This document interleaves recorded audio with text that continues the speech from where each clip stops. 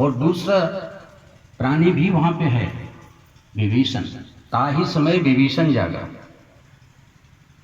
जब हनुमान जी ये तर्क कर रहे थे कि भाई यहाँ पे लंका निश्चर निकर निवासा, यहाँ कहाँ सज्जन कर वासा, मनमोह तर्क करे कपिलागा, ताहि समय विभीषण जागा।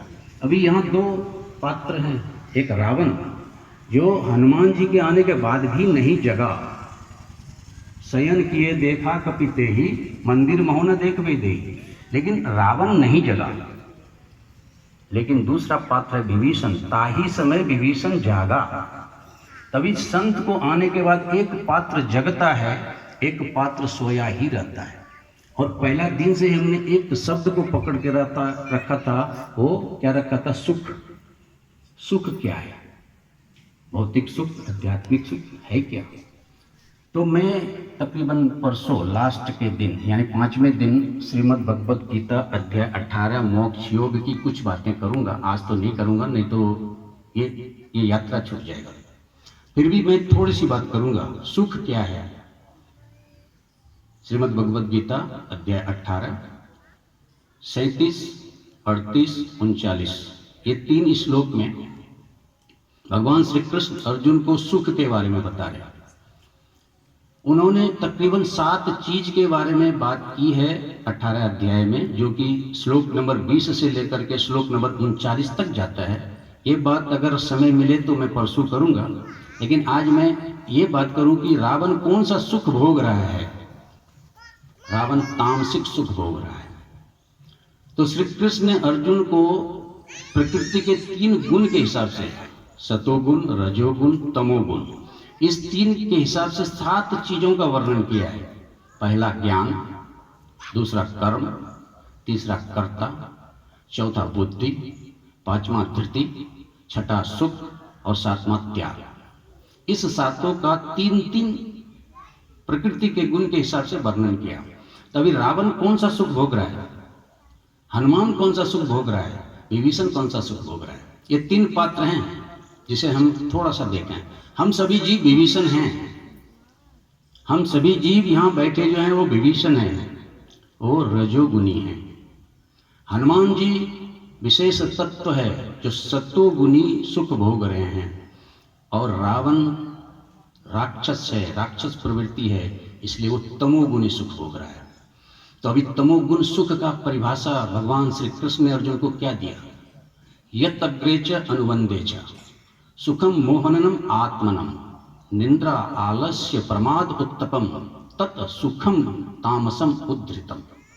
हे अर्जुन, जो सुख यत् अग्रे, जो आगे भी, अग्रे मतलब आगे भी, आगे मतलब प्रारंभ में भी, यत् अग्रे, अनुबंधे च, अनुबंधे मतलब लास्ट में भी, सुखम मोहनम आत्मनम, अपने मोह के कारण, निंद्रा आलस्य प्रमाद उत्तपम उत्पन्न होता है।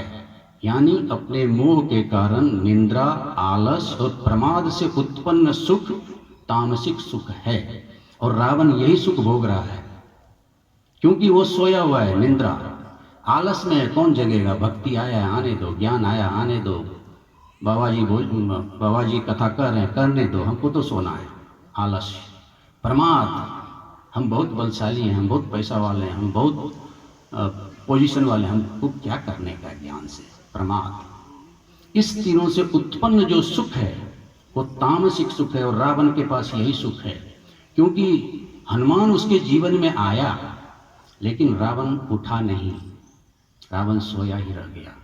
और इसलिए तुलसीदास जी ने सिर्फ एक पंक्ति में उस सारे दृश्य का वर्णन किया। कहीं न जाए अति शयन किए देखा कपिते ही, मंदिर मोहन देख बेदेही। और रावण जहाँ सोया था उसकी जो परिस्थिति थी, उसकी जो स्थिति थी, वो तुलसीदास जी के कहने के बाहर का था। इतना विभत्स दृश्य था वहाँ पे। निश्चर अर्धांगिनी होके लेटी हुई थी, शराब का बोतल लेके लेटा हुआ था राक्षस, कंचा मांस लेके लेटा हुआ था। वाल्मीकि रामायण में इसका बहुत बृहद चर्चा है कि रावण के शयन कक्ष की स्थिति कैसी थी। लेकिन तुलसीदास जी ने सिर्फ एक लाइन में बोला कि वहाँ की स्थिति का मैं वर्णन नहीं कर सकता, बस अभी आप समझ लो, तो वो सुख जो रावण भोग रहा था वो निंद्रा का सुख था, आलस्य का सुख था, प्रमाद का सुख था। और श्रीमद् भगवद गीता अध्याय 18 श्लोक नंबर 39 बोलता है कि ये तामसिक सुख है। विभीषण कौन सुख भोग रहा था? राजसिक सुख, जो हम सभी लोग भोगते हैं। और उसके पहले का दोहा यानी श्लोक 38 नंबर, विषय इंद्रिय संयोगात, भगवान बोल रहे हैं कि राजसिक सुख कौन है जो हम सभी भोगते हैं। श्री कृष्ण अर्जुन को बता रहे हैं।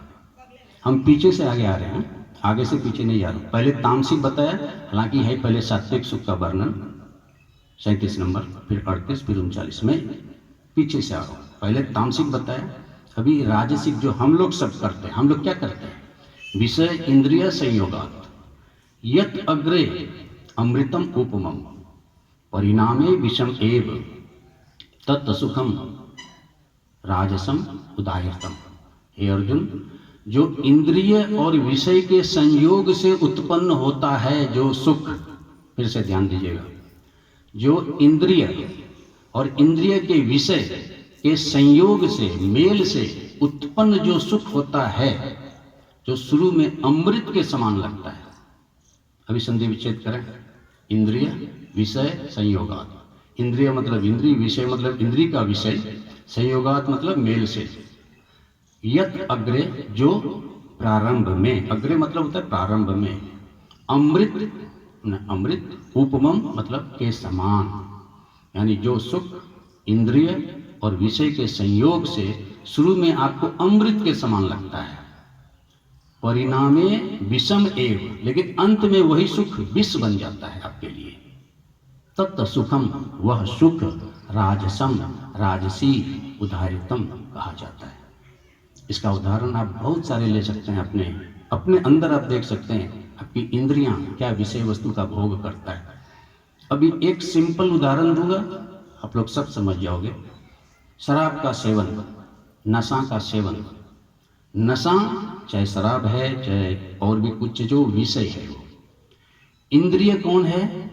जीवा है, जो उसका स्वाद लेता है, त्वचा जो उसको टच करता है, आंख जो उसको देखता है, कान जो उसको सुनता है, नाक जो उसको सूंघता है।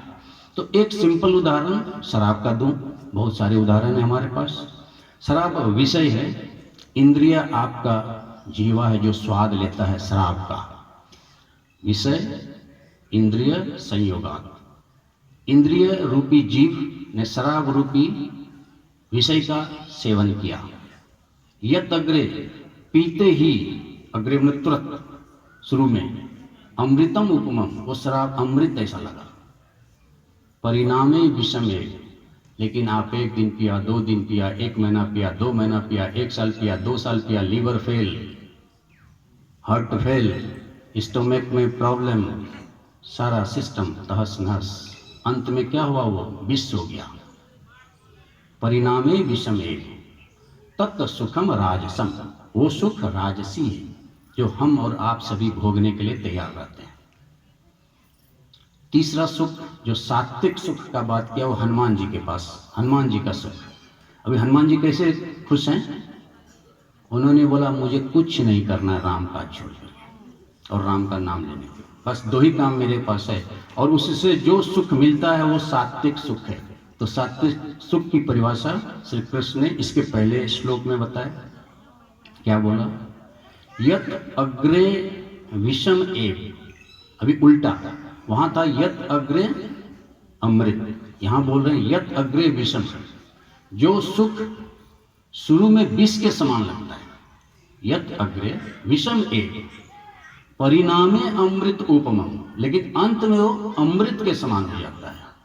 तत् सुखम सात्विकम प्रोक्त, उस सुख को सात्विक कहा जाता है, क्योंकि वो उत्पन्न कहां से होता है? आत्म बुद्धि प्रसाद जम।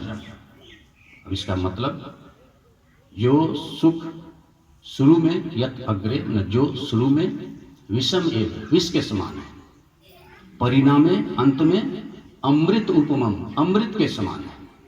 तत् सुखम, वह सुख सात्विक प्रोक्त, उसे सात्विक सुख बोला गया, क्योंकि वो आत्मबुद्धि के प्रसाद स्वरूप से जन्म लेता है। आत्मबुद्धि प्रसाद जम मतलब जन्म लेना, आत्मबुद्धि मतलब अपनी बुद्धि। कल मैंने अपनी बुद्धि पे एक बात कही थी ना कि बुद्धि अपना होना चाहिए, ज्ञान अपना होना चाहिए, नहीं तो आपका और हमारा हाल उस बूढ़े ऐसा होगा जिसको आंख नहीं था और जल के मर गया था। तो आत्मबुद्धि, अपनी बुद्धि से उत्पन्न जो सुख है वो सात्विक सुख है, और वो सुख हनुमान जी के पास है, जो बोलते हैं कि सिर्फ और सिर्फ राम काज करिए बिना मोहि कहाँ विश्राम। या तो राम का नाम लेना है, राम का काज करना। अभी देखो देवियों सज्जनों, कंफ्यूज मत होना। जब मैं राम का बात कर रहा हूँ ये मत समझना राम नाम का बात मैं कर रहा हूँ। मैं बात कर रहा हूँ श्रेष्ठ कर्म का, मैं बात कर रहा हूँ श्रेष्ठ दूसरे के हित के कर्म का, मैं बात कर रहा हूँ अपने समाज के सबसे नीचे तबके के आदमी के लिए कर्म करने का, मैं बात कर रहा हूँ समाज के उत्थान का कर्म करने का, मैं बात कर रहा हूँ राष्ट्र के उत्थान का कर्म करने का। मैं सिर्फ बैठ के राम नाम की बात नहीं कर रहा हूँ इस व्यासपीठ से। राम काज मतलब श्रेष्ठ कार्य। श्रेष्ठ कार्य मतलब आप अपने मिशन को हाई मिशन दो, आप अपने थॉट को हाई मिशन दो, आकाश को छूने की क्षमता रखो। क्या होगा गिरोगे तो जमीन पे ही गिरोगे। इसलिए always pick up the high mission, don't problem if you fall. आप अपने मिशन को हमेशा ऊपर रखो। क्या होगा अगर गिरोगे तो इस जमीन से नीचे नहीं जाओगे, इस जमीन पे रहोगे। तो वो राम काज है जिसको हम श्रेष्ठ कार्य, जो भगवत गीता का कर्म योग का मूल मंत्र है, pick up the high mission. अपने मिशन को हमेशा ऊपर रखो, अपने उद्देश्य को हमेशा ऊपर रखो, वो श्रेष्ठ कार्य, उस बात को मैं बात कर रहा हूँ। तो ये सुख रावण भोग रहा था सो करके, जो तामसिक, हम सभी जीव राजसिक, जो विभिन्न प्रकार के इंद्रिय के वस्तु के द्वारा प्राप्त सुख को भोग रहे हैं। और एक हमारे श्रेष्ठ हनुमान जी महाराज, जो मुनि हैं, जो योगी हैं, जो ध्यान योगी हैं, जो ज्ञान योगी हैं, जो कर्म योगी हैं, वो क्या भोग रहे हैं? वो सात्विक सुख भोग रहे हैं। और पहला दिन से ही मैं ये बात कर रहा हूँ कि आपको कौन सा सुख चाहिए। भौतिक सुख चाहिए, आध्यात्मिक सुख चाहिए, क्या सुख चाहिए? तो यहाँ पे सात्विक सुख आध्यात्मिक सुख का प्रतीक है, जिसे हम शांतम शाश्वतम अप्रमेय मनगम। अभी हनुमान जी ने क्या बोला? नान्या अस्प्रिया हृदय स्मृतिये, मेरे अंदर और कोई इच्छा नहीं, सिर्फ हमको क्या दे दो? भक्ति दे दो। काम आदि दोष रहितम कुरु मानसं च, जो मेरे मन को काम आदि रोग से मुक्त कर दे, वही भक्ति चाहिए। भक्ति प्रत्यक्ष अनंत भक्ति हमको दो। और अंत में आप जब परसों कल ही हनुमान जी को भक्ति मिलेगी भगवान श्री राम से। तो अभी हम मन के दरवाजे पे हैं, फिर हम विषय वस्तु पर आते हैं, क्योंकि हमने सुख को समझा श्रीमद् भगवद गीता अध्याय 18 के श्लोक से। अभी हम और बातें नहीं करूँगा, नहीं तो फिर मैं गीता में रह जाऊँगा, इधर नहीं आ पाऊँगा। क्योंकि वहाँ पे विश्वास, विचार और वैराग्य, जो मैंने कल बात की थी, ये तीनों के तीन परिभाषा श्रीमद् भगवद गीता अध्याय 18 में है। विश्वास मतलब हमारी धृति, धृति मतलब धारणा, और धारणा अष्टांग योग का 7वां पायदान है। यम, नियम, आसन, प्राणायाम, प्रत्याहार, ध्यान, धारणा, और लास्ट में समाधि। तो धारणा जो है विश्वास है। आप जिस चीज को आप अपने हृदय में धारण करते हैं वही आपका विश्वास है। और इसको भी सात्विक धारणा है, राजसिक धारणा है और तामसिक धारणा है। रावण का विश्वास तामसिक था, हनुमान जी का विश्वास सात्विक था। बट ये मैं परसों हो सकता है समय मिलेगा तो बोलूँगा, नहीं तो अगले सत्र में, अगले साल 2022 में बोलूँगा इस बात को, क्योंकि इसकी विवेचना बहुत लंबी है। इसको 1 घंटा 2 घंटा में नहीं कर सकते, इसके लिए 5 दिन चाहिए। विचार क्या है? विचार हमारा बुद्धि है, और वहाँ पे फिर 3 बुद्धि की बात की है। सात्विक बुद्धि जो हनुमान जी का बुद्धि है, राजसिक बुद्धि जो विभीषण का बुद्धि है, और तामसिक बुद्धि जो रावण का बुद्धि है। और वैराग्य की बात भी वहां पे किया, 3 त्याग का बात किया। रावण ने भी त्याग किया, बहुत त्याग किया, लेकिन वो सारा त्याग तामसिक था उसका। हम सभी भी त्याग करते हैं, बट हमारा सारा त्याग राजसिक होता है। लेकिन हनुमान जी ने जो त्याग किया वो सात्विक त्याग है। तो वैराग्य हनुमान जी जैसा करो, विचार हनुमान जी जैसा करो और विश्वास हनुमान जी जैसा हो, तो आप इस मन रूपी पुल के पार जाकर के भक्ति रूपी सीता को प्राप्त कर सकते हैं। आए अब विषय वस्तु पे हम आ जाएं फिर से। अभी हम अपने देह यात्रा में मन के दरवाजे पे खड़े हैं। इस 9 द्वार रूपी नगर में हम प्रवेश करने के लिए तैयार हैं। हनुमान जी भगवान श्री राम का नाम लेते हैं, छोटा सा रूप लेते हैं और मंदिर मंदिर में सीता माता को खोजते, नहीं मिल रहे। हनुमान जी एक तरह से खुश हुए कि चलो इस रावण के सैन्य कक्ष में कम से माँ सीता नहीं है, इसकी खुशी है उनको। दुख इसलिए है कि सीता माता को छुपा के कहाँ रखा, मिल नहीं रहा है, तो दुख भी है लेकिन साथ साथ में खुशी भी है। शयन किए देखा कपितई मंदिर महुना देखी वही गई, इसकी खुशी है कि माँ सीता कम से कम उसके शयन कक्ष में तो नहीं है, लेकिन है कहाँ। और फिर देवियों सज्जनों, जब आप मन रूपी पुल को पार करना चाहते हैं तो आपको किसी एक और संत की जरूरत पड़ती है, जो कि विभीषण है।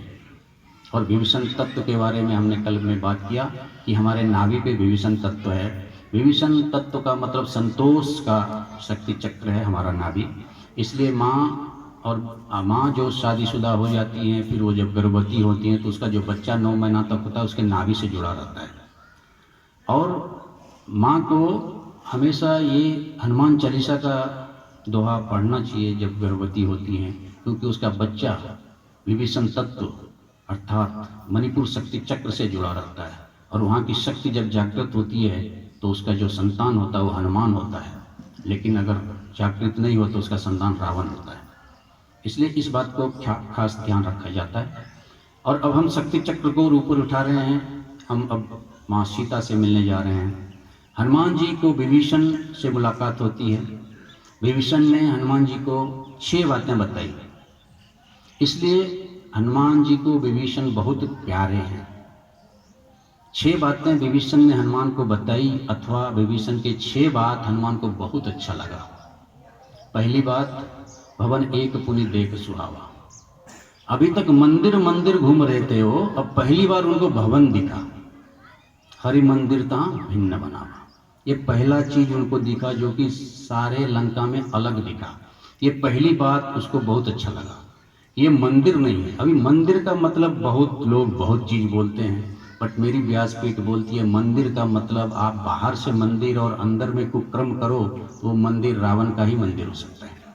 इसलिए मंदिर मंदिर प्रतिगर्ष होगा, देखो जहाँ तक अनगित जोधा गए दशानन मंदिर माही। रावण का भी मंदिर ही था लेकिन बाहर से।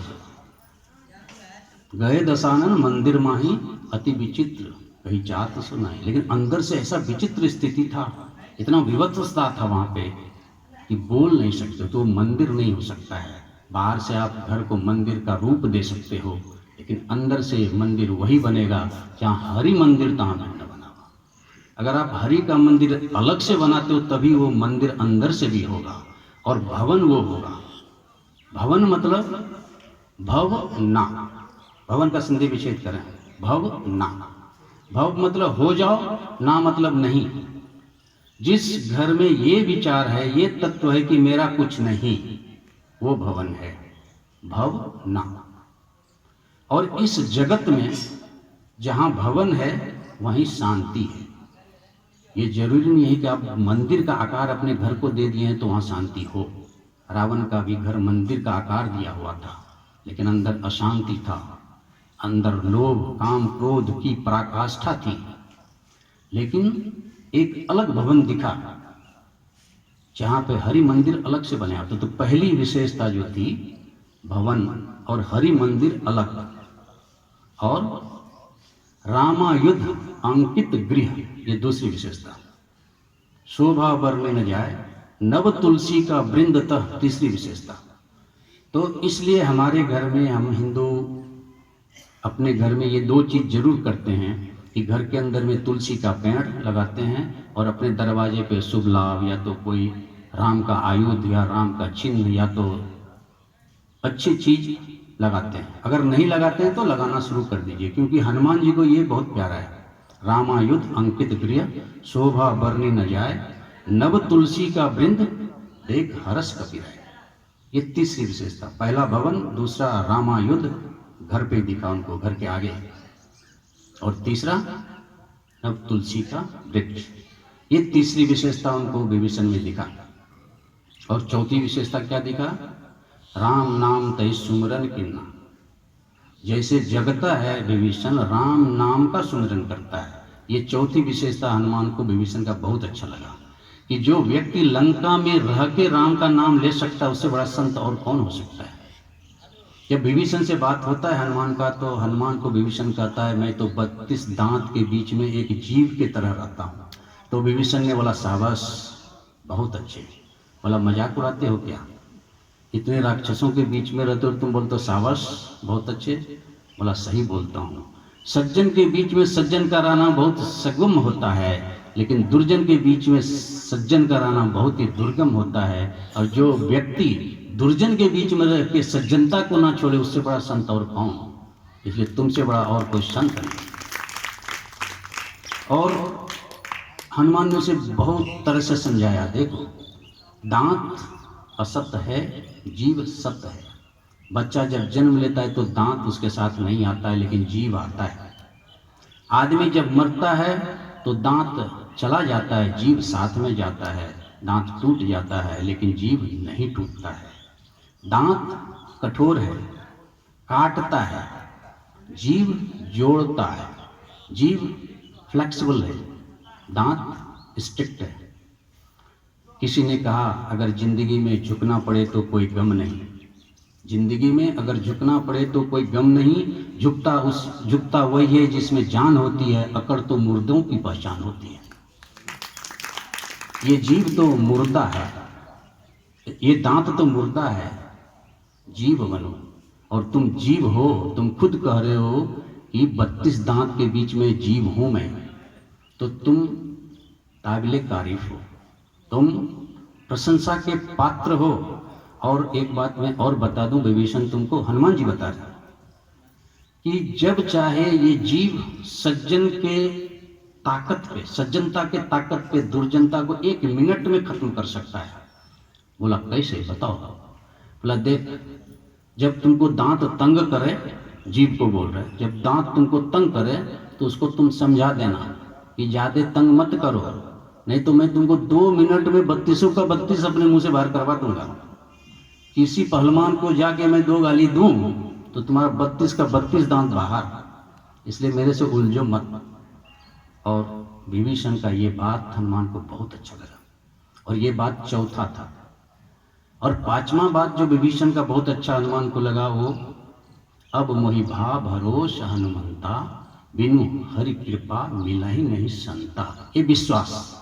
अब विभीषण भी विश्वास के पहाड़ पे चढ़े हुए हैं, क्योंकि उसे विश्वास है कि हनुमान ऐसा भक्त तभी मिल सकता है जैसे राम जैसे परम पिता परमात्मा की अनुकंपा हो जाए हमारे ऊपर। ऐसे तो नहीं मिल सकता है। ये 5वीं विशेषता देवियों सज्जनों, अगर हम में ये 5ओं में कोई विशेषता है तो समझो आप विभीषण जैसे संत हो। अगर नहीं है तो आप जोड़ो ये 5 में कौन कौन विशेषता आपके पास है। और अंतिम विशेषता, जुगति विभीषण सकल सुनाई, चला पवन सुत विदा कराई। जुगति, जुगति मतलब जुगाड़, जुगाड़ मतलब तरीका। एक कहानी बताऊं। हमारे यहाँ विदेश से कुछ लोग आए अपने कंपनी से यहाँ पे कुछ काम करने। तो एक होटल में रुका था, वो 3-4 लोग थे विदेशी। तो जिस रूम में रुका था उसका पंखा खराब हो गया।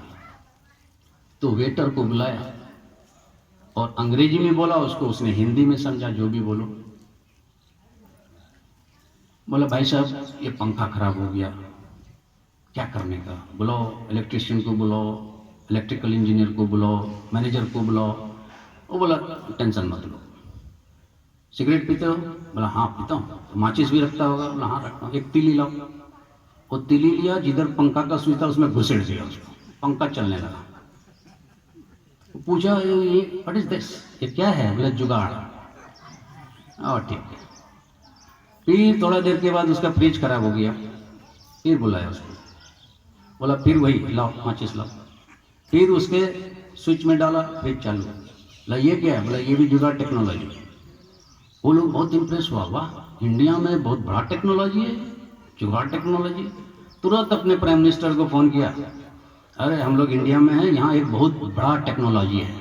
बोला क्या? बोला जुगाड़ टेक्नोलॉजी बोलता है ये लोग, तुम थोड़ा प्राइम मिनिस्टर से बात करो, खरीद के ले चलो अपने यहाँ भी, बहुत काम का है।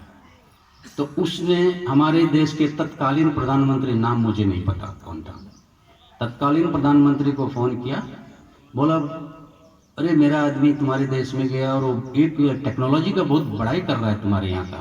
बोला क्या? बोला जुगाड़ टेक्नोलॉजी है तुम्हारे यहाँ। बोला हाँ है। बोला I want to purchase it, मैं खरीदना चाहता हूँ। बोला बिल्कुल नहीं बेचूंगा। बोला क्यों? बोला 5 साल से मेरी सरकार इसी जुगाड़ पे चल रही है। ये जुगाड़ है। तो यही जुगाड़ विभीषण ने किसको बताया? हनुमान को। इसलिए छठा बात हनुमान को बहुत अच्छा लगा। जुगति विभीषण सकल सुनाई, चलो पवन सुत विदा कराई। और अभी ये बात तो थोड़ा सा हल्का हुआ, लेकिन जो बहुत भारी बात है इसका दूसरा पंक्ति, चला पवन सुत विदा कराई। मतलब आप भक्ति में हो या तो आप युक्ति में हो। युक्ति मतलब संसारिक कर्म, भक्ति मतलब आध्यात्मिक कर्म। चलना आपको ही पड़ेगा। चला पवन सुत, सारा चीज विभीषण ने बता तो दिया, लेकिन चलना हनुमान को ही पड़ा।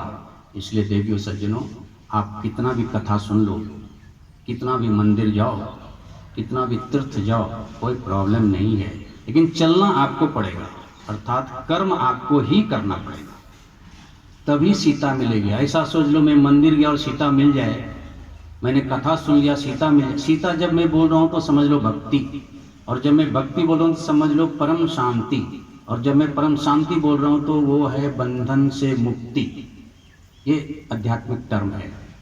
इसलिए सीता आपको अगर मिलना है तो आपको चलना पड़ेगा। चला पवन सुत विदा कराई। और अब आप उस पुल रूपी मन से दूसरे छोर पे आ गए हैं देवियों सज्जनों, क्योंकि आपकी मदद विभीषण रूपी साधु तत्व ने कर दिया। आप जब अपने अंदर देखें तो एक विभीषण को देखें, विभीषण के इन 6 बातों को देखें, 6 गुणों को देखें, और ना हो तो उस गुण को आप अपने अंदर विकसित करें। पहला आपका भवन हो, मंदिर नहीं।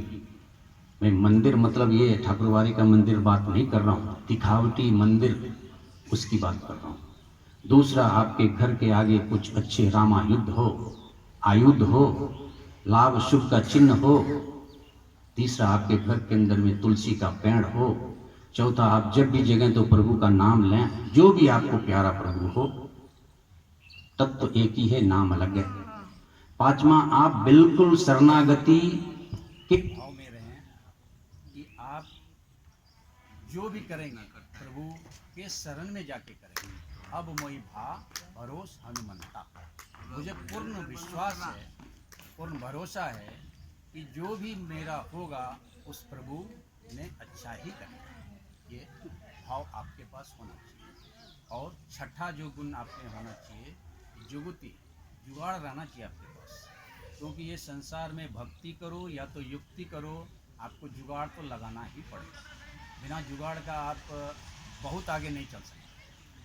आगे जा सकते हैं पर बहुत आगे नहीं चल सकते। तो ये 6 गुण आपके अंदर अगर है तो मन रूपी पुल से आप पार कर जाएंगे। अभी देखो, शरीर से आप ऊपर उठ गए हो, आपका जो मन सबसे खुराफाती था वो अब आपको जाने दे रहा है आत्मा के तरफ।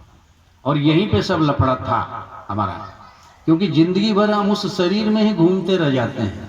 जो सुख हमारा है सात्विक नहीं है, उससे हम सात्विक मानते हैं, जो राजसिक है बेसिकली, जो हमने अभी बात की थी कुछ देर पहले। तो विभीषण तत्व, जो 6 तत्व की हमने बात की, अगर वो तत्व आपके मन में है तो मन रूपी पुल पे आपको जाने की इजाजत है। अदरवाइज वो मन तो आपको उल्टा पुल्टा ऐसा घुमा देगा कि आप फिर नीचे शरीर में ही आ जाएंगे, और फिर आत्मा तक तो पहुंच ही नहीं पाएंगे, भक्ति तक तो आप पहुंच ही नहीं पाएंगे। तब देवियों सज्जनों, हनुमान जी पहुंच गए कहाँ? जहाँ पे भक्ति थी। क्योंकि जुगति विभीषण सकल सुन, सकल बताई, और चलन पवन सुत विदा कराई। और कहाँ पे चले गए? वन अशोक सीता रह जावा। कहाँ गए? जहाँ पे भक्ति छुपी हुई थी। और आप भी अब अपने अंदर ये देखें कि आप मन को शांत करके शरीर से ऊपर उठ के अपने हृदय में बसे हुए परम शांति के पास पहुँच गए हैं। लेकिन पहुँचे हैं, उनसे मुलाकात नहीं हुई आपकी। आपने वहाँ तक की यात्रा को तय कर लिया है, लेकिन शांति आपको मिली नहीं। शांति से मुलाकात नहीं हुआ आपका। हनुमान जी ने जैसे देखा, देख मनोहुमन किन्न प्रणामा, दूर से उन्होंने प्रणाम किया। अभी भक्ति की पहचान गोस्वामी तुलसीदास जी ने बताया, श्री कृष्ण ने अर्जुन को बताया। तो पहले मैं गोस्वामी जी का बात करूं और इसी का मिलान में श्री कृष्ण श्रीमद् भगवद गीता अध्याय 18 का ही श्लोक नंबर 50, 51, 52, ये 3 और 53, ये 3-4 श्लोक में उन्होंने भक्ति की परिभाषा बताई है। यहाँ पे भक्ति की क्या परिभाषा है? कृष्ण तनु शीस। कृष्ण तनु पहली परिभाषा है, शीस जटा एक वेणी दूसरी परिभाषा है। कृष्ण तनु 1, शीस जटा एक वेणी 2, जपत हृदय रघुपति गुण श्रेणी 3, निज पद नयन 4, मन राम पद कमल लीन 5वां। 5 पहचान भक्ति का गोस्वामी ने बताया। और वहां पे कृष्ण ने तकरीबन 6 या 7 पहचान भक्ति की बताई। विद्या विशुद्ध युक्ता, आत्मनाम विमुच्य च, शब्द आदीन विषयान त्यक्त्वा, राग द्वेष विमुच्य च, विविक्त सेवी लघु आसी, यत वाक काय मानसा, ध्यान योगेन पराम नित्यम, वैराग्येन उपास्यतम, अहंकारम बलम दर्पम, कामम क्रोधम परिग्रहम, विमुच्य निर्ममन शांति ब्रह्म भूयाय कल्पते। ये श्रीमद् भगवद गीता अध्याय 18 श्लोक नंबर 51, 52, 53, इस दोनों को मिलान करें। यहाँ गोस्वामी बोल रहे हैं कि कृष्ण तनु, कृष्ण तनु मतलब दुबला पतला शरीर, ये सूखे हुए तृण के समान। कृष्ण मतलब सूखा घास, तन मतलब शरीर। वहाँ पे भगवान श्री कृष्ण बोल रहे हैं कि ब्रह्म भूयाय कल्पते, मतलब ब्रह्म को आपको अगर प्राप्त करना है, यानी भक्ति को अगर आपको प्राप्त करना है, तो विविक्त सेवी लघुआसी। लघुआसी मतलब जो कम भोजन करता है। लघुआसी मतलब जो कम भोजन करता है। और जो कम भोजन करता है उसका शरीर दुबला पतला होता है, उसका पेट कभी निकलता नहीं है, उसको मोटा वो कभी नहीं होता है। और यहाँ भी बोल रहा है भक्ति का प्रतीक कृष्ण तनु, शीस जटा एक वेणी। जो भक्ति है उसका बाल ऐसा स्नो पाउडर और साबुन से धोया हुआ नहीं रहता है, उसका एक जटा होता है, एक बेनी होता है। देखो सज्जनों, वेदांत में बेनी का 2 अर्थ है। एक अर्थ है जो आप जुड़ा करते हैं, उसको बेनी बोलते हैं, और दूसरा अर्थ है गुण। एक बेनी मतलब एक गुण। एक गुण मतलब जब आप तीनों गुण से ऊपर उठ जाते हो, रजोगुण, तमोगुण, शतोगुण से जब आप ऊपर उठ के एक गुण में आ जाते हो, तो वो भक्ति है। श्रीमद् भगवद गीता अध्याय 2 श्लोक नंबर 46, भगवान श्री कृष्ण ने अर्जुन को बोला, निहत्रिगुण भव अर्जुन, इस 3 गुण से तुम ऊपर उठ जाओ। निर्योग क्षेम आत्मवान भव, और जब इस तीनों गुणों से तुम ऊपर उठ जाओगे तो निर्योग बन जाओगे, आत्मवान बन जाओगे। और जब ये चीजें हो जाएगी तुम्हारे जीवन में, तो तुम भक्ति के पास चले जाओगे, यानी तुम शांति को प्राप्त करोगे। जब मैं शांति की बात करूं तो समझ लो भक्ति है वो, क्योंकि भक्ति आपको शांति देती है। भक्तिम प्रियक्ष रघुकुंड निर्वराम में काम आदि दोष रहितम कुरु मानसच। जब आपको अखंड भक्ति मिल जाए, अखंड शांति मिल जाए, तभी आपका जो काम और क्रोध से मुक्ति मिलेगी। तो वहां पे भी भगवान बोल रहे हैं, कि आप जब लघु आशी होते हैं तो आपको भक्ति मिलती है। एक गुण जब आप हो जाते हैं, तीनों गुणों से जब आप ऊपर उठ जाते हैं, रजोगुण, सतोगुण, तमोगुण, ये तीनों गुणों से जब आप ऊपर उठ जाते हैं तो आपको भक्ति मिलती है। शीश जटा एक वेणी, हृदय जपत रघुपति गुण श्रेणी। तीसरा गुण बोला कि हमेशा अपने हृदय में रघुपति का गुणगान करना चाहिए। अभी यहाँ पे रघुपति फिर राम कृष्ण ये नहीं, परम सत्ता, चर अचर का स्वामी, प्रकृति और पुरुष का स्वामी, ये वेदांत है। राम भी वही है, कृष्ण भी वही है, महादेव भी वही है, सब वही है, लेकिन इसका वेदांतिक शब्द का अर्थ है जो इस जगत का नियंता है, चर अचर का मालिक है, प्रकृति और पुरुष का नियंता है, वही रघुपति है। उसे राम कहो, कृष्ण कहो, हनुमान कहो, जो कहना है कहो, लेकिन है वो इस जगत का अदृश्य नियंता जिसे हम नहीं समझते हैं, हम नहीं देख पाते हैं, लेकिन सारे का बागडोर उन्हीं के पास। तो उसको अपने हृदय में रखो। माँ सीता हमेशा रघुपति को अपने हृदय में रख रहे थे, जबकि वो बंधक बना ली गई थी मोह के द्वारा, फिर भी ये गुण उनमें विद्यमान था। हम और आप अगर कहीं गलत जगह पे चले जाते हैं तो वो जो बोलता है वही करने लगते हैं कि चलो जान तो बचे। लेकिन सीता को आप देखो, रावण जैसे त्रिलोक, तीनों लोकों का स्वामी, जिसके नजर उठाने से देवता लोग कांप जाते थे, फिर भी उसके बंदी गृह में कृष्ण तन है, शीश जटा एक बेनी है और जपत हृदय रघुपति गुण श्रेणी है, बिल्कुल भक्ति। और वहां पे भी कृष्ण ने बोला विविक्त सेवी। विविक्त सेवी मतलब होता है जो एकांतवासी होता है, और एकांतवासी जो है वही राम का, वही भगवान का, वही परमपिता सत्ता का अनुभव कर सकता है। इसलिए कभी कभी एकांत में जाना चाहिए, एकांतवास करना चाहिए, एकांत में समय बिताना चाहिए, अपने से बात करना चाहिए, अपने अंदर झांक के देखना चाहिए। नहीं तो फिर जिंदगी भर ये बाहर की ये मोह माया रूपी दुनिया को अगर आप देखते हो तो अंदर देखने का समय नहीं मिलेगा, और जब वो समय बीत जाएगा तो फिर अंदर देख के फायदा नहीं होगा। तो विविक्त सेवी। और तीसरा चौथा गुण क्या था? निज पद नयन दिए। अभी माँ सीता का चौथा गुण देखो, यानी भक्ति का चौथा गुण देखो, निज पद नयन। निज मतलब होता है अपना, पद मतलब होता है चरण, चरण का मतलब होता है आचरण। थोड़ा सा मैं अपने व्यासपीठ से इसको समझाने की कोशिश कर रहा हूँ और तात्विक अर्थ को समझाने की कोशिश कर रहा हूँ, ना कि शाब्दिक अर्थ को। पद मतलब चरण, चरण मतलब आचरण, आचरण मतलब बिहेवियर, बिहेवियर मतलब आपका पर्सनालिटी।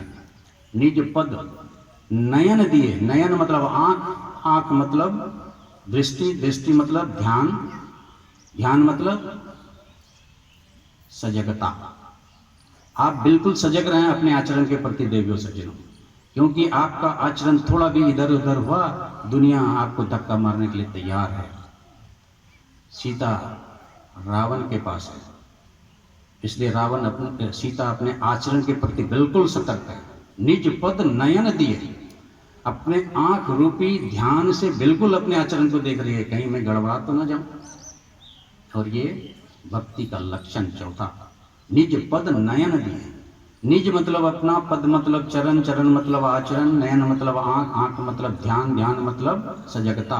आप बिल्कुल अपने आचरण के प्रति सजग रहें तो आप भक्ति को प्राप्त कर सकते हैं।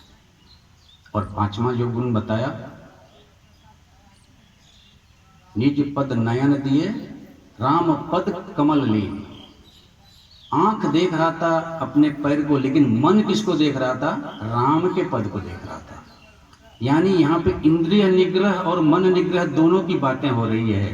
आंख इंद्रिय है, मन मन है। आंख से अपने पैर को देखें, यानी कि आंख से अपने आचरण को देखें, और मन से परमपिता परमात्मा की अनुपम सत्ता को देखें, तो आपका मन निग्रह भी होगा, आपका इंद्रिय निग्रह भी होगा। और जब आपका दम और सम दोनों काम करेगा, दम मतलब होता है मन निग्रह, सम मतलब होता है इंद्रिय निग्रह, ये दोनों जब काम करेगा तो आप भक्ति को प्राप्त कर सकते हो। इसीलिए भक्ति का 5 गुण गोस्वामी ने बताया। और वहाँ पे चला श्रीमद् भगवद गीता में, अहंकारम बलम दर्पम काम क्रोध परिग्रह, अहंकार को, बल को, दर्प को, काम को, क्रोध को और परिग्रह। परिग्रह मतलब होता है मालिकाना भाव, किसी चीज पे मेरा मालिकाना है उसको परिग्रह बोलते हैं। ये 6 दुर्गुण को छोड़ दो, विमुच्य छोड़ दो, निर्ममा निर्मम हो जाओ, सत्यम नित्य और नित्य सत्य हो जाओ। ये जब हो जाएगा तो ब्रह्म भूयाय कल्पते, आप भक्ति को प्राप्त करने के योग्य हो जाते हो। तो ये गीता, ये सुंदरकांड, इसलिए मैंने बोला कि सुंदरकांड को इस सत्र में गीता के माध्यम से समझेंगे या तो गीता को सुंदरकांड के माध्यम से समझेंगे। और हनुमान जी ने अभी भी मिला नहीं है, सिर्फ दर्शन किया है। और देवियों सज्जनों, मैंने अभी बात की, चलना आपको पड़ेगा। युक्ति कोई बता दे, चलना आपको पड़ेगा, बॉटम लाइन। इसीलिए हनुमान जी चले, किसके साथ चले? विश्वास के साथ चले, विचार के साथ चले, वैराग्य के साथ चले। और विश्वास अगर आपके मन में है तो एक करिश्माई चीज हो जाएगी जिसे आप समझ नहीं पाओगे, लेकिन वो चीज हो जाएगा। एक कहानी में बताऊं, ईश्वर बिकता है, कहानी का शीर्षक है ईश्वर बिकता है अथवा ईश्वर दिखता है, जो आप बोलो। एक 7 साल का बच्चा अपने दादाजी के साथ और अपनी माँ के साथ रहता है। उसकी माँ असाध्य रोगों से बीमार हो जाती है, चल फिर नहीं सकती है। दादाजी वृद्ध हैं, कुछ कर नहीं पाते हैं। माँ हॉस्पिटल में है। ये बच्चा स्कूल से आने के बाद दादाजी का उंगली पकड़ के हॉस्पिटल जाता है और दादाजी को डॉक्टर से बात करते हुए सुनता है। डॉक्टर कहता है नेक्स्ट इम्पॉसिबल, अब ये मुश्किल है, अब ईश्वर ही इसकी मदद करेंगे, अब ईश्वर ही इसकी मदद करेंगे। दादाजी उसको लेकर घर आ जाते हैं। उस बच्चा के दिमाग में ये बात आई कि ईश्वर ही मेरी माँ की मदद कर सकती है, तो अब ईश्वर है कहाँ, कहाँ खोजूं? रोज दादाजी को देखता था मेडिकल स्टोर पे जाते हुए, दवाई खरीदते हुए। तो सोचा दादाजी दवाई खरीदते हैं, इनको पता नहीं चला। और डॉक्टर ने बोला था ईश्वर ही मदद करेंगे, तो ईश्वर खरीदना चाहिए ना, ये दवाई क्यों खरीदते हैं, समझ में नहीं आता। अपना गुल्लड़ को फोड़ा तो उसमें 9 रुपया था जो उस बच्चे ने जमा किया था। वो 9 रुपया लिया उसने, दादाजी को बताया कि मैं खेलने जा रहा हूँ, और एक मेडिकल स्टोर पे गया। स्टोर कीपर से बोला अंकल ईश्वर बिकता है क्या आपके यहाँ? बोला नहीं बेटा, ईश्वर तो बिकता नहीं है हमारे यहाँ। दूसरे मेडिकल स्टोर पे गया, वहाँ बोला अंकल ईश्वर बिकता है क्या आपके मेडिकल स्टोर में? बोला नहीं बेटा, हमारे यहाँ ईश्वर नहीं बिकता है।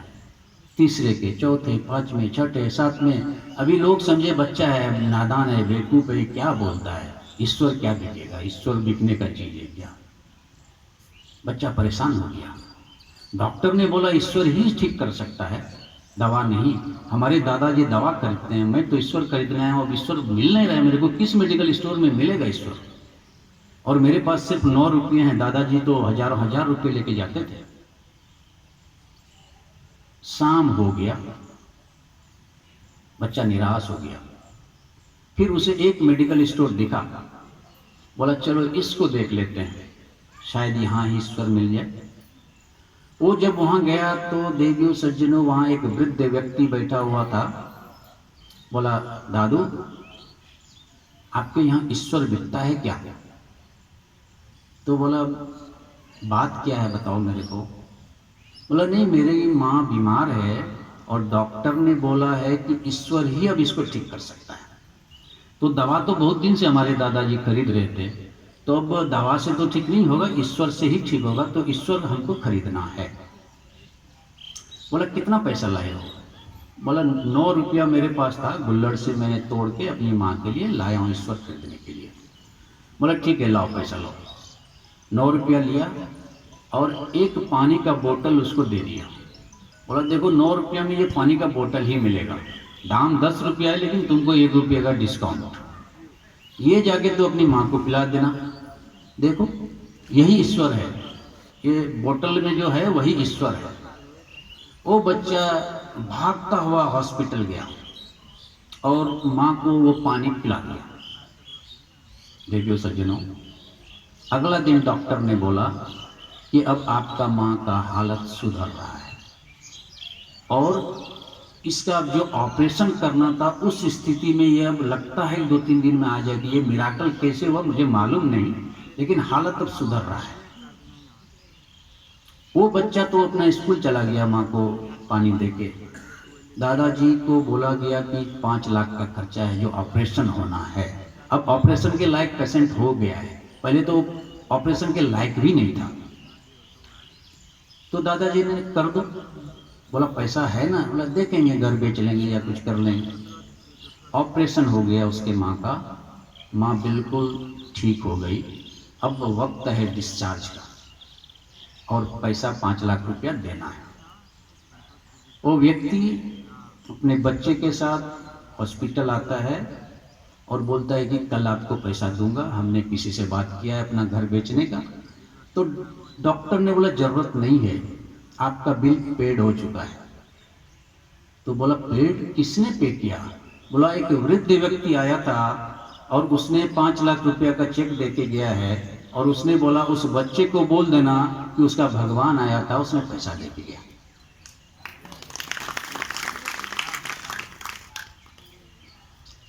शीर्षक का ईश्वर बिकता है।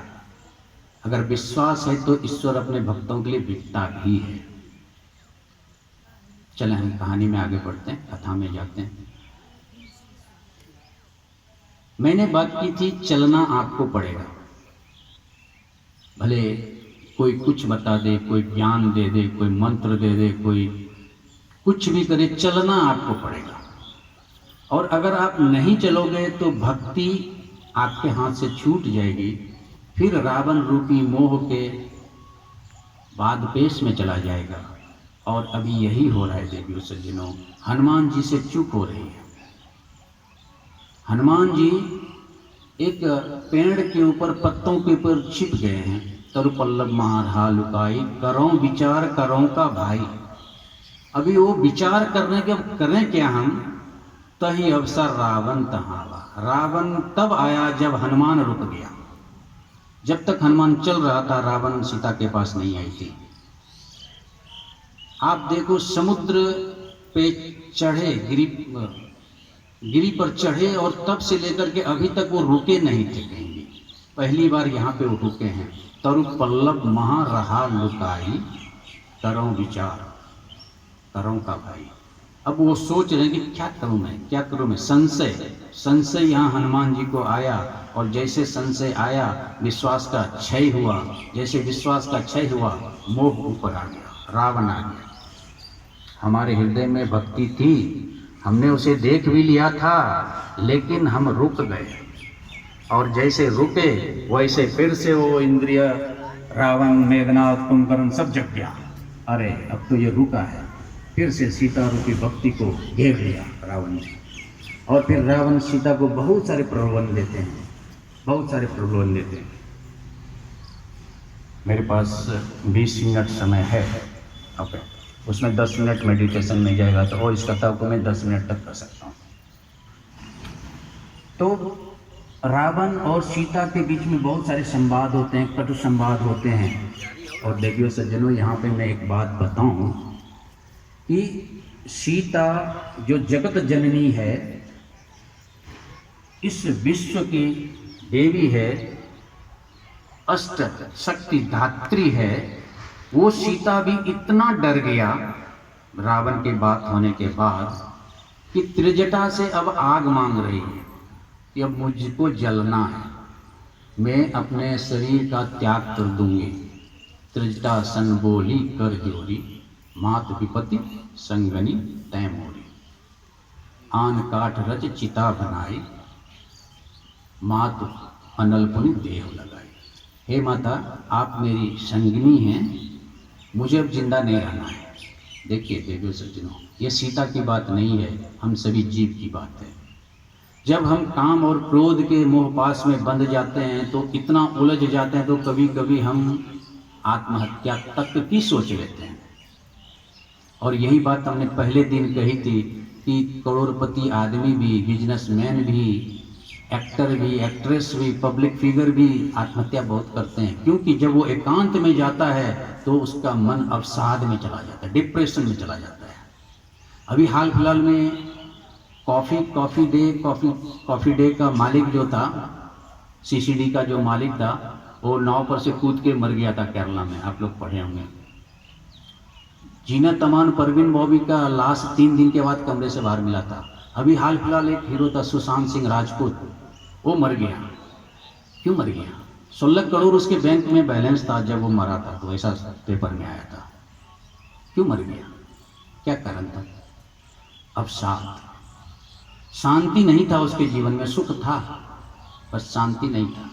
इसी तरह से ये सीता, जो हम सभी जीव हैं, जब काम और क्रोध जकड़ लेता है तो कभी कभी हम आत्महत्या की भी बात करते हैं।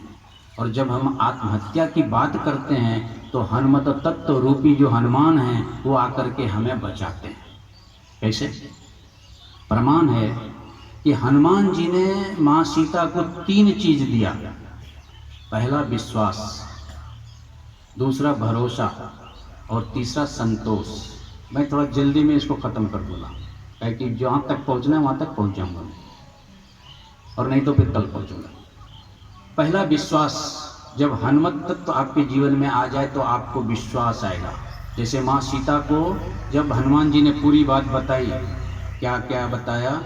पहले तो उन्होंने अपना मुद्रिका डाल दिया, राम का जो मुद्रिका आया। माँ सीता ने राम मुद्रिका देखा और खुश भी हुआ और दुखी भी हुआ। खुश इसलिए हुआ कि राम की वो मुद्रिका थी, और दुखी इसलिए हुआ कि इसको लाया कौन? कहीं फिर तो रजनीचर नहीं आया। तो सीता मन सोचने जब लगा तो रामचंद्र गुण बर नहीं लागा, सुनते ही सीता कर दुख भागा। इस लाइन को थोड़ा सा ध्यान दीजिए, अंडरलाइन कर दीजिए कि जैसे ही माँ सीता को राम का गुण बताया गया, रामचंद्र गुण बरने लागा, सुनते ही सीता कर दुख भागा। जो दुख त्रिजटा नहीं दूर कर पाई थी, वो दुख हनुमान जी ने दूर किया रामचंद्र का गुण गा करके। अर्थात जब आपके जीवन में कोई परिस्थितियां ऐसी आए कि आपको अवसाद में जाना पड़े, डिप्रेशन में जाना पड़े, तो आप राम का गुण गाना चालू करो, क्योंकि राम का जो गुण है इस माया रूपी रोग का इलाज है। आप शुरू में ही देखेंगे किष्किंधा-कांड 29वां दोहा के बाद का जो छंद है, भव भेषज रघुनाथ गुण, सुने जो नर अरु नार, तिनके सकल मनोरथ सिद्ध करे त्रिपुरारी। अभी देखो कितना गारंटी हम जीव को दे रहे हैं, अभी फिर भी हम अगर ना समझें तो हमारी कमजोरी है। महादेव की सौगंध, महादेव बोल रहे हैं कि मैं ठीक करूंगा तुमको, लेकिन कंडीशन क्या है? इस माया रूपी घाव, भव मतलब संसार, भेषज मतलब रोग, इस माया रूपी रोग का इलाज क्या है? रघुनाथ गुण। लेकिन इसका तरीका क्या है? सुने जो नर अरु नार। जैसे रोगी को दवा खाने का एक प्रिस्क्रिप्शन दिया जाता है, सुबह 1, दोपहर 1, शाम 1। उसी तरह से यहाँ डॉक्टर कौन है? त्रिपुरारी, यानी शंकर जी डॉक्टर, और रोगी हम सब। रोग कौन है? माया। भव भेषज, भव मतलब माया, अब भवन मतलब माया नहीं, भव मतलब माया, ना मतलब नहीं। जो भवन में रहता है उसको माया नहीं, बशर्ते बाकी सारा भव जो है वो एक भेषज, भेषज मतलब रोग। भव भेषज रघुनाथ गुण दवा, उस रोग का दवा कौन है? रघुनाथ का गुण, यानी the virtue of the god, virtue of the supreme soul. और हिंदी में उसको बोले तो परम सत्ता की परम शक्ति, वही रघुनाथ गुण है। और तरीका क्या है उस दवा को खाने का? सुने जो नर अरु नारी, मतलब आपको श्रवण करना पड़ेगा। तरीका ये है उस दवा को खाने का। और सकल मनोरथ सिद्ध, आपको बिल्कुल वो ठीक कर देगा, गारंटी दे रहा है, करे त्रिपुरारी। तो उसी की बात हम यहाँ कर रहे हैं कि हनुमान जी जब रामचंद्र का वो गुणगान किया तो माँ सीता का वो दुख जो एक क्षण पहले था, जहाँ की वो बोल रही थी कि तजौ देह करू बेग उपाय, अब मैं शरीर छोड़ दूंगा, दुसह विरह अब सही नहीं जाए, इतना संताप था उनके पास। और एक गुण गाया हनुमान ने और सारा संताप मिट गया। रामचंद्र गुण बरने लागा, सुनते ही सीता कर दुखवागा। लेकिन तरीका क्या था? लागे सुने श्रवण मन माय। ध्यान देना, ये पंक्ति को अंडरलाइन करो। लागे सुने, सुना, सुनने से कुछ नहीं होगा। श्रवण, श्रवण करने से भी कुछ नहीं होगा। मन लागे, मन से सुनना पड़ेगा। लागे सुने श्रवण मन माय, तब वो काम करेगा, वो दवा काम करेगा। तो ये विधि है, माँ सीता का संताप खत्म होता है और बहुत सारी बातें होती है माँ सीता के साथ हनुमान जी का। और 13वां दोहा में बोलता है कि इनका बात सुन के माँ सीता के मन में विश्वास जागा, उपजा मन विश्वास।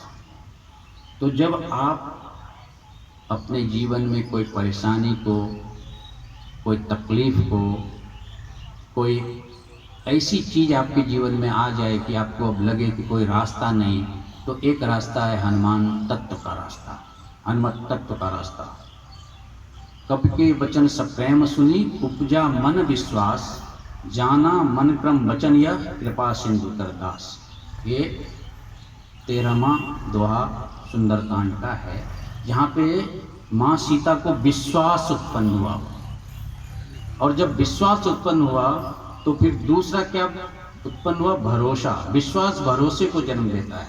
और कहानी ऐसे आगे बढ़ती है कि हनुमान बहुत लंबा चौड़ा दिए जा रहे थे, अरे अभी बोलो तो अभी तुमको उठा के ले जाऊं, लेकिन प्रभु का आज्ञा नहीं है, थोड़ा दिन रुको। तो सीता को थोड़ा डाउट तो हुआ, ये छोटा सा बंदर बहुत हवा मार रहा है। तो बोला तुम्हारे ऐसा सब बंदर है कि कोई बड़ा बड़ा भी बंदर है शुद्ध कभी सब तुम्हें समाना? यहाँ तो बड़ा बड़ा सब, बहुत बड़ा बड़ा राक्षस है इधर में। मोरे हृदय परम संदेह। अभी देखो फिर से जीव को एक संत के लिए संदेह हो गया, फिर लफड़ा। लेकिन हनुमान तत्व अगर आपके जीवन में तो उस संदेह को भी खत्म करेगा। प्रकट कर निज देहा, कनक भूधराकार शरीरा, समर भयंकर पतिबल वीरा। इतने बड़े हो गए, इतने बड़े हो गए कि तुरंत सीता जी ने बोला छोटे हो भाई। सीता मन भरोस तब भाई, जैसे विश्वास तुरंत भरोसा। तो जब जीवन में विश्वास आएगा तो आपको भरोसा आएगा। अगर हनुमान जी आपके साथ हैं तो, अगर हनुमत तत्व आपके साथ है तो। दूसरी बात आई आपके जीवन में भरोसा। एक जीव अभी आत्महत्या कर रहा था, अभी तुरंत उसको विश्वास भी हो गया और भरोसा भी हो गया। और तीसरा बात सीता को आया संतोष। मन संतोष सुनत कपि बानी। जब इतनी बात सुना और भी आगे बात सुना, राम जी की बात सुनाया हनुमान जी ने, तो माँ सीता को मन में संतोष हुआ। देवियों सज्जनों, ये कथा नहीं है, ये सार तत्व है जिंदगी का। अगर 10 मिनट बचे, 15 मिनट, ठीक है, जो बचेगा कल करेंगे। तो अगर आपके जिंदगी में हनुमत तत्व, हनुमान जी की कृपा, हनुमान का पराक्रम, हनुमान का चरित्र धारण करते हैं, तो आपके जीवन में जो भी ताप है वो खत्म हो जाएगा और आपके जीवन में विश्वास, भरोसा और संतोष पुनः वापस हो जाएगा। अभी विश्वास क्या है, भरोसा क्या है और संतोष क्या है? विश्वास कर्म है, भरोसा भक्ति है और संतोष ज्ञान है। श्रीमद् भगवत गीता, श्रीमद् भगवत गीता में इसी 3 योग पे बातें हुई और यहाँ भी हनुमान जी ने सीता को ये 3 योग दे दिया। पहला विश्वास, कब के वचन सप्रेम सुनी, उपजा मन विश्वास। दूसरा भरोसा, सीता मन भरोस तब भयो, भक्ति योग। तीसरा संतोष, ज्ञान योग, वैराग्य। जब आपके जीवन में वैराग्य आ जाता है तो आपको संतोष हो जाता है। You are contented whatever you have, जो भी आपको है उससे आपको संतोष हो जाता है, उसे वैराग्य भाव बोलते हैं। जब आप भक्ति में आ जाते हैं तो आपको भगवान पे पूर्ण भरोसा हो जाता है और जब आप कर्म योगी रहते हैं तो आपको पूर्ण विश्वास रहता है आपके सफलता पे। तो यहाँ पे सफलता के 2 जो चरण थे जिसकी हमने बात की, समर्थता और समर्पणता। हनुमान जी समर्थ हैं 3 चीज़ों में, तन मन धन, ये तीनों से वो समर्थ हैं। कैसे? अतुलित बलशाली, अतुलित बलधामम, हेम शैलावदेहम, धनुजवन कृष्ण, वानराणाम देशम, सकल दानम, ज्ञानिनाम अग्रगण्यम, रघुपति प्रिय भक्तम। तो अब उनमें समर्थता की क्या कमी होगी? उससे और ज्यादा समर्थ कौन व्यक्ति हो सकता है? तो वो समर्थ थे। और समर्पण, माँ सीता के प्रति उनका समर्पण भाव देखो कि रावण इतने कटु शब्द भी बोल रहे थे, डाली चरमरा गई कि अभी कूद के ना रावण को मार ही दूंगा यहाँ पे, लेकिन समर्पण था जामवंत का, तुम कुछ मत करना भाई, सिर्फ सीता की सुधि लाने का, बाकी काम तो करेंगे राजीव नैना। तो इस समर्पित भाव जिसको बोलते हैं कि कुछ भी हो हम समर्पित रहेंगे, चाहे वो सही हो चाहे वो गलत हो, हम तो समर्पित रहेंगे। तो ये 2 भाव जो है ये सफलता के तीसरा और चौथा चरण है। पहला चरण सक्रियता, दूसरा चरण सजगता, तीसरा चरण समर्थता और चौथा चरण समर्पणता। यहाँ पे मैं अपने वाणी को विराम दूंगा और फिर आगे की यात्रा कल और परसों। अभी हमने भक्ति को पा लिया, लेकिन भक्ति से सिर्फ हमारी बात हुई है, भक्ति का आशीर्वाद नहीं मिला हमको। और जब तक आशीर्वाद नहीं मिलेगा तब तक भक्ति अथवा शांति हमें नहीं आएगी अपने जीवन में। तो इस देह यात्रा में जो महत्वपूर्ण फलश्रुति है, जिसे हम फलश्रुति कहते हैं, वो फलश्रुति जो सुंदरकांड के पहले खंड का जो 35 श्लोक तक का जो खंड है, उस खंड का फलश्रुति कल हमको मिलेगा। और वो कल लेंगे, भक्ति का भी फलश्रुति लेंगे और ब्रह्म का भी फलश्रुति लेंगे। कल 14 दिन है। तो इस देह यात्रा में आज अपने यात्रा को यहीं हम विराम देंगे और अब हम आंतरिक यात्रा पे चलेंगे, योग की यात्रा पे चलेंगे, जिसे पवन देव के सहारे, वायु के सहारे, प्राणायाम के सहारे, प्राण और अपान के सहारे 17 नंबर चौपाई से 24 नंबर के चौपाई तक हम बोलेंगे। आप लोग सब मानसिक जाप करेंगे, आंखें बिल्कुल बंद रहेगी, मूंदों नयन, हमने कल या परसों बात की थी। ध्यान के लिए मूंदों नयन एक तरीका। तो आप आंख बंद करेंगे, रीढ़ की हड्डी बिल्कुल सीधा कमर के साथ आप उसे जोड़ लेंगे और हम हनुमान चालीसा का 17 नंबर का चौपाई से लेके 24 नंबर का चौपाई, हर सांस के साथ एक चौपाई अंदर, हर सांस के साथ एक चौपाई बाहर, हर सांस के साथ शक्ति अंदर, हर सांस के साथ कमजोरी बाहर, हर सांस के साथ जय अंदर, हर सांस के साथ पराजय बाहर। तुमरो मंत्र विभीषण माना, लंकेश्वर भय सब जग जाना, जुग सहस्त्र जो जन परभानु, लिल्योता मधुर फल जानो, प्रभु मुद्रिका मूल मुख माही, जल दिलांग गय अचरज राही, दुर्गम काज जगत के जेते, सुगम अनुग्रह तुमरे देते, राम द्वारे तुम रखवारे, हो तन आज्ञा बिन पैसारे। सब सुख लहे तुम्हारी सरना, तुम रक्षक काहू को डरना। आपन तेज संभालो आपे, तीनों लोग हाँकते कांपे। भूत पिशाच निकट नहीं आवे, महावीर जब नाम सुनावे। 24वां चौपाई। आप इसमें 24वां चौपाई को अपने हृदय पर रखें। भूत पिशाच निकट नहीं आवे, महावीर जब नाम सुनावे। भूत पिशाच निकट नहीं आवे, महावीर जब नाम सुनावे। भूत पिशाच निकट नहीं आवे, महावीर जब नाम सुनावे। 20वां पंक्ति को अपने अंदर लें। राम द्वारे तुम रखवारे, हो तन आज्ञा बिन पैसारे। राम द्वारे तुम रखवारे, हो तन आज्ञा बिन पैसारे। एक परमपिता परमात्मा की परम सत्ता प्राप्त अनंत शक्ति का मालिक हम सभी आत्मा, अजर अमर अविनाशी, इस शरीर को चलाने वाले एक चैतन्य सत्ता हम आत्मा हैं।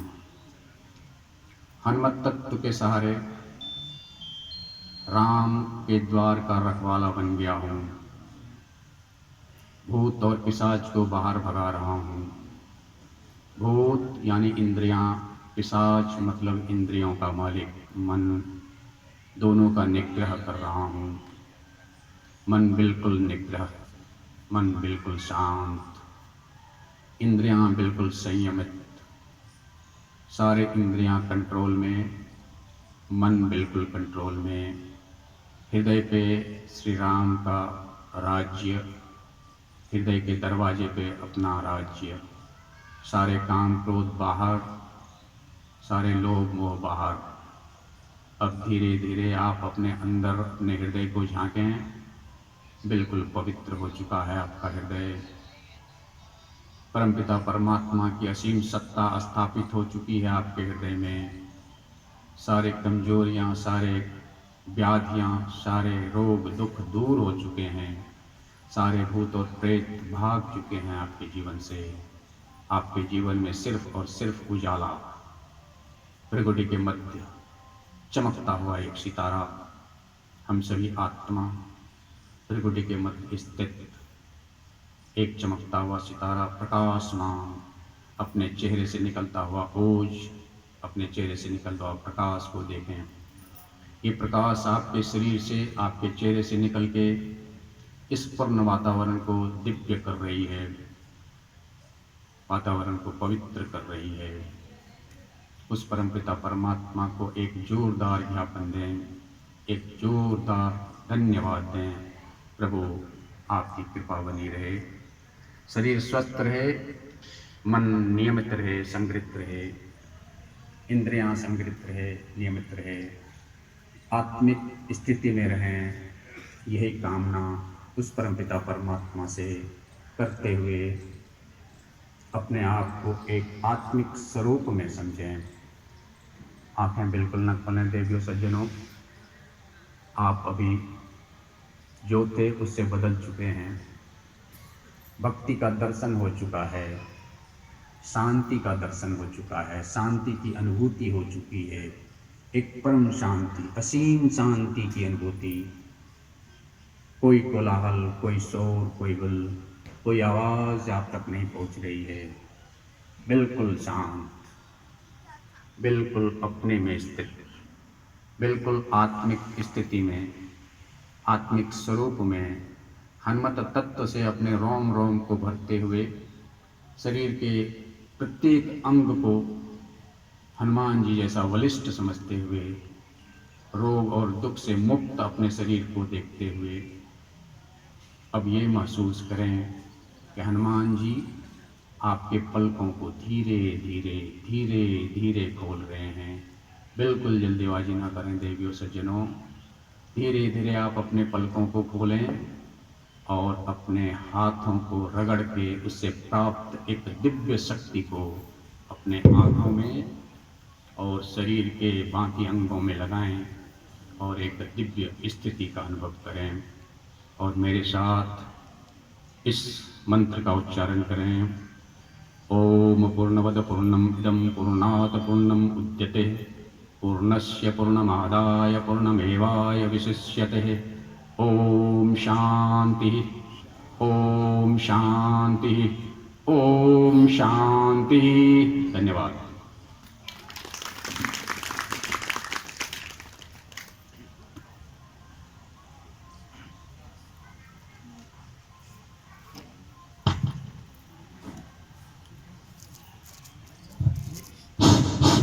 हरिओम। अभी आप गीता ज्ञान गंगा की रसधार में डुबकी लगा रहे थे।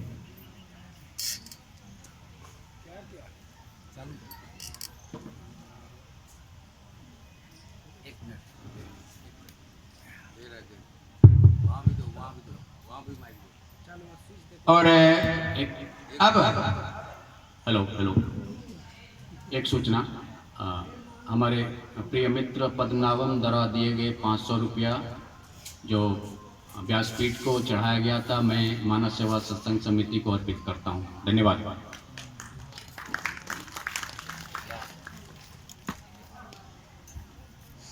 अभी कुछ ही क्षणों में फिर मानस गंगा की रसधारा यहाँ प्रवाहित होने वाली है, जिसमें अपने अवध धाम से आए हुए महाराज श्री नरेंद्र रामदास जी का मानस गंगा की रसधारा यहाँ प्रवाहित होने वाली है।